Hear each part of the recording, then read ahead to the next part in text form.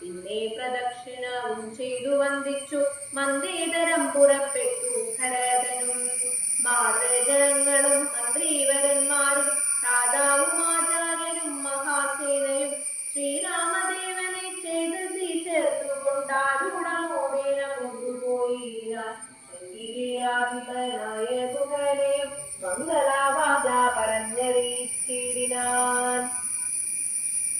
മുൻപിൽ നടന്നു ഗുഹൻ വഴി കാട്ടുവാൻ പിമ്പെ പെരുമ്പടയും നടകൊണ്ടിരു. കൈകേയി താനും സുതാനുവാദം കൊണ്ടു ശോകമകന്നു നടന്നു മകരുമാൻ. ഗംഗ കടന്നു ഗുഹാനുവാദേന ഗന്ധനം നാനാലങ്കനപ്പടയോടു കൂടെ കുമാരന്മാർ ചെന്നയോധ്യാപുരി കൂവരൻ തന്നെയും ചിന്തിച്ചനോടിനം. ഭക്ത്യാവിശുദ്ധ ബുദ്ധ്യാപുരവാസികൾ നിത്യസുഖേന വസിച്ചിരെല്ലാവരും. താപസവേഷം ധരിച്ചു ഭരതനും താപേന ശത്രുഘ്നനും വ്രതത്തോടുടൻ ചെന്നു നന്ദി ഗ്രാമമൻ കൊടുക്കിതു വന്നിതാനന്ദം ഗഹസ്വനാദികൾക്കെല്ലാം.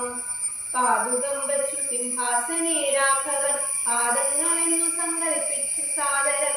ഗന്ധപുഷ്പാദ്യങ്ങൾ കൊണ്ടു പൂജിച്ചു കൊണ്ടന്തികെ സേവിച്ചു നിന്നിരാനിരുവരും. നാനാമുനീജന സേവിതനായൊരു മാനവവീരൻ മഹോധരൻ രാഘവൻ. ജാനകിയോടും അനുജനോടും മുത മാനസാനന്ദം കലർന്നു ചില ദിനം. ചിത്രകൂടാ